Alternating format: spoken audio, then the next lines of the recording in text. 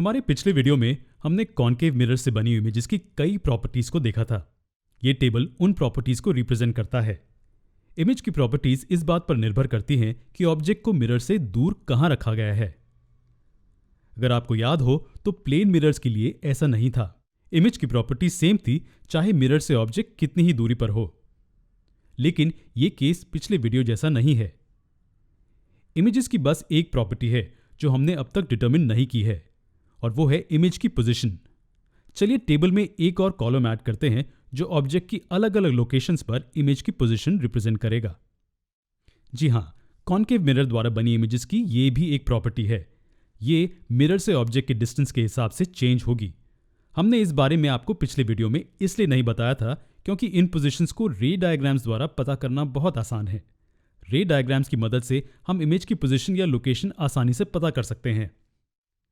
हम जानते हैं कि प्लेन मिरर से बनी इमेजेस के लिए रे डायग्राम्स कैसे बनते हैं। क्या आपको याद है? जी, इमेज की पोजीशन पता करने के लिए एक पॉइंट से निकलती बस दो रेज की जरूरत होती है। अगर हमारे पास एरो हो तो हम उस पर कम से कम 2 पॉइंट्स लेते हैं और पहले उनके इमेज की पोजीशंस ढूंढते हैं, और फिर इमेज पर उन 2 पॉइंट्स को जोड़कर हमें एरो की पूरी इमेज मिल जाती है। कॉनकेव मिरर से बनी इमेजेस के लिए भी हम ऐसे ही रे डायग्राम्स बनाएंगे। ये रहा कॉनकेव मिरर, और ये एरो हमारे ऑब्जेक्ट को रिप्रेजेंट करता है। चलिए पहले इन्फिनिटी के केस की बात करते हैं।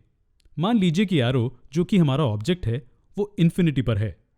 हम इस एरो पर कोई भी 2 पॉइंट्स लेते हैं। ये इन्फिनिट दूरी पर जो पॉइंट्स है इनकी इमेज की लोकेशन कहाँ होगी? अगर आप हमारे वीडियोस देखते आ रहे हैं तो आपको पता होगा कि इन्फिनिटी पर रखे ऑब्जेक्ट से आती हुई रेज मिरर से एक दूसरे को पैरेलली टकराएंगी, और इसलिए इन 2 पॉइंट्स की इमेज फोकस पर बनेगी। असल में इस ऑब्जेक्ट पर सभी पॉइंट्स की इमेज फोकस पर ही बनेगी। जी हां, ये इमेज एक पॉइंट साइज इमेज होगी। इसका क्या मतलब है? इसका मतलब है कि पूरी इमेज एक सिंगल पॉइंट पर ही बनेगी। जाहिर है कि अगर हमें इस इमेज को देखना हो तो हम इतनी छोटी इमेज को ठीक से नहीं देख पाएंगे। ये हाईली डिमिनिश दिखेगी, यानी कि बहुत ही छोटी।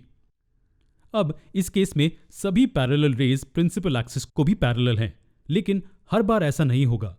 एग्जाम्पल के तौर पर यहां इन्फिनिटी पर रखे ऑब्जेक्ट से आती हुई रेज एक दूसरे से पैरेलल हैं, लेकिन ये प्रिंसिपल एक्सिस को पैरेलल नहीं है। यहां भी रिफ्लेक्शन के बाद सभी रेज एक ही पॉइंट पर फोकस होंगी। तो जब ऑब्जेक्ट कॉनकेव मिरर से इन्फिनिट दूरी पर हो तो इमेज फोकस पर बनेगी। ये वो रे डायग्राम है जो इन्फिनिटी पर रखे ऑब्जेक्ट की इमेज को रिप्रेजेंट करता है। क्या होगा अगर हम ऑब्जेक्ट को कहीं और रख दें तो? क्या होगा अगर इसे कहीं सी के पीछे रख दें तो? मान लीजिए इसे सी के पार रखा है। अब आप पूछेंगे सी के पार कितना है? 10 सेंटीमीटर्स, 30 सेंटीमीटर्स या 100 सेंटीमीटर्स? इससे फर्क नहीं पड़ता कि ऑब्जेक्ट पीछे कहां रखा गया है। हमें सिर्फ यह निश्चित करना है कि ऑब्जेक्ट सी से फाइनाइट दूरी पर रखा गया है। ऑब्जेक्ट पहले केस की तरह इन्फिनिट दूरी पर नहीं है। ठीक है, तो मान लीजिए कि ऑब्जेक्ट सी से कुछ फाइनाइट दूरी पर है। पहले हम एरो पर 2 रैंडम पॉइंट्स लेंगे, जैसे ये 2।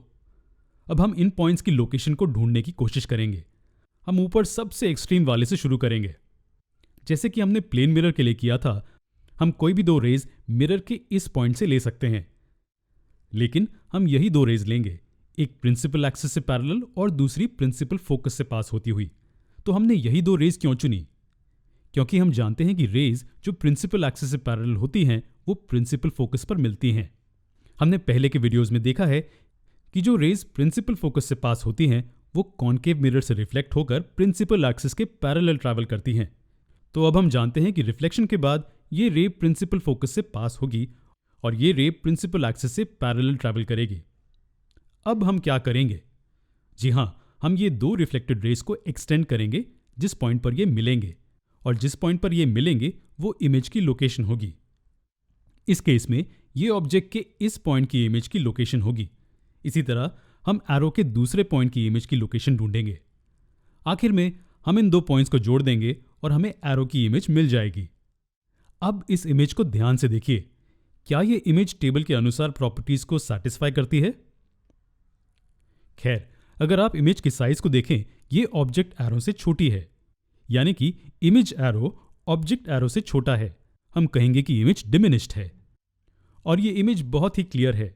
ये एक रियल इमेज है क्योंकि एक पॉइंट से लाइट रेज रिफ्लेक्शन के बाद कन्वर्ज हो रहे हैं।